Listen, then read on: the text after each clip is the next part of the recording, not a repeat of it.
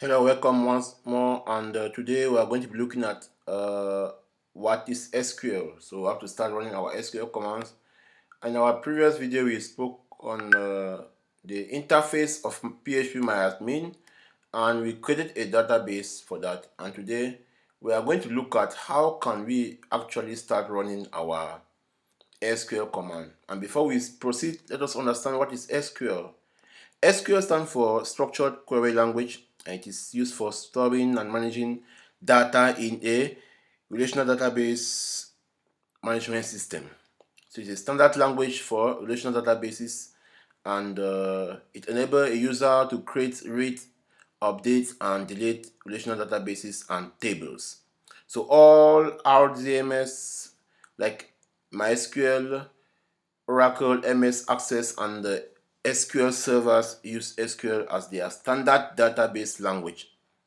So SQL allows users to query the database in a number of ways using the English-like statement. So there are some rules you have to follow, and the structured query language is not case sensitive, and generally it is written in uppercase. So that is rule number one. The second rule is SQL are dependent on text line. So we can use a single SQL statement on one or multiple text lines. So you can use it on one or multiple text line. So all you have to do is separate it with a semicolon. We're going to see as we're running the commands. Using the SQL statement, you can perform most of the actions in a database. So SQL depends on tuples, relational calculus, and relational algebra. So tuples here, we can check more on that. So what is SQL process? So when an SQL command is executed for any RDMS, then the system figure out the best way to carry out the request, and the SQL engine determines that how to interpret the task. So in the process, various components are included. These components can be optimization engines, query engines, query dispatcher, classic, etc., etc. All the SQL or all the non-SQL queries are handled by the classic query engine, but SQL queries engines won't handle local files. So we have this is a process. So we have the SQL query. Once you query or input or run the statement, we have the language that processes it. Then we have the parser or the optimizer. Then we have the file manager plus the transaction manager that also goes from there. We have the DBMS engine that operates or interprets or runs or manages or acts as an intermediary between the users and the database.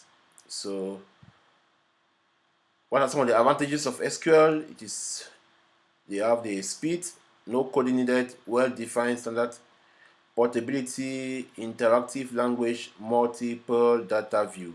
So with the, as we said, you can run our SQL statement or commands without the need of you coding. Okay, but during this tutorial we're going to be coding. We're actually going to be coding for you to be able to understand it better. It's much better for you to code compared to using the GUI method.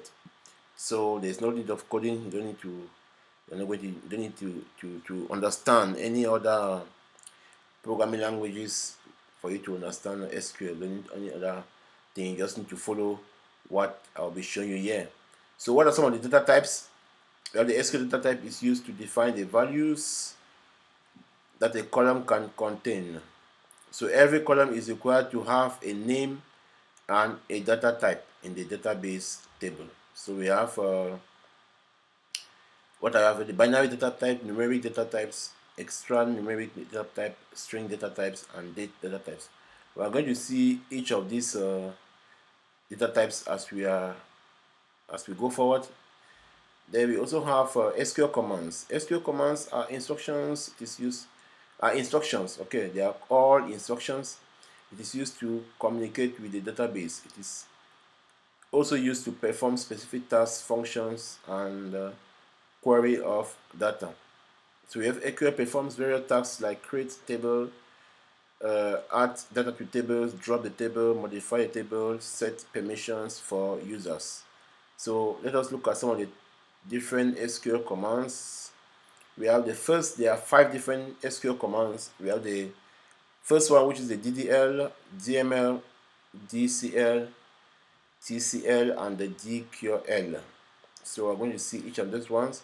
Under the DDL, the DDL does stand for Data Definition Language, and through this command, you can create, alter, drop, and truncate. So we're going to see how can we create. So the first thing that we're going to use the create is to create the table. Let's look at how can we create a table. Let us go straight to the practical aspect of it. Let's look at how we can create a table. So look at the syntax very well. Syntax is what? We have create table, table name, then we have the column name, then we have a data type. So let us see on how we can first of all create a database using this our command. So SQL, using this command, we have to, let's delete these two because we are going to be using the same names to run or as our database. First, let us go. We say for you to create any database, you to click, use the command create database, the database name. So we're going to give it, our name is going to be FONAP. FONAP is what we're going to use as our name. Then once we have done, close it with a semicolon, then we go to OK. So MySQL returns an empty result set that is 0 rows, and it took about 0.0006 seconds for this transaction to complete. So we are now going to enter into our database. Once you click on the database, you see under the server localhost we have database FONAP. So we're going to go still to our SQL. So if you want to use the GUI, you have to go to structure, okay? But we don't want to use the GUI. We could simply just insert the table name here, and then we fill in the information. But we are going to be using our command section where we can write our commands, okay, or we can run our queries inside our FONAP database. So now we want to create our first table. So table is going to be students, okay. So table name is going to be student. Let us see, we use the create command, create table, okay. Table name is student. Then inside that student, we are going to have the student name, then the data type is going to be varchar, and then our size is going to be 20. Then give a comma. Then next is going to be student ID. I'm supposed to give the ID first before we give the name, okay? So that it should be student ID. Let's see, ID. Then we have ID is going to be integer. It's going to be integer. Let's put it 10. Then we have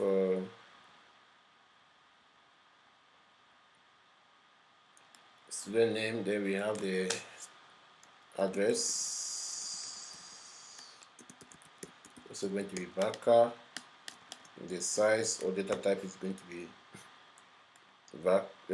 And then we have 20 as the size. Then let us look at another one. What is telephone number?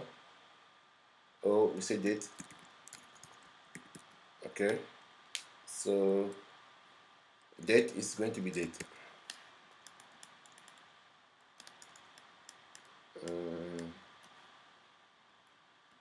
Every date. Student. when did it start? That is student date. Okay, so we have date. Then we are going to have student address. Let us leave this one for now. We'll keep like this. We can modify or update later. Okay, let us see. That's it. So I have the create table. Student table name is the student name, which is students. This is a student table. Then we have student ID, which is the integer. Student name is the variable character. Size 20. Address varchar 20. Student date. So once we are done, let us go to create. We'll click on go. We have successfully created, and MySQL return an empty result set, which is 0 rows. Query took about 0.0178 seconds for this query to complete. So that is it. That is how we can create a table, we can create a database, we can create a table, and in our next video we're going to see on how we can actually drop the table. Okay, drop is to delete as well, so we're going to see how we can delete a table. Thank you very much for watching, and see you on our next video.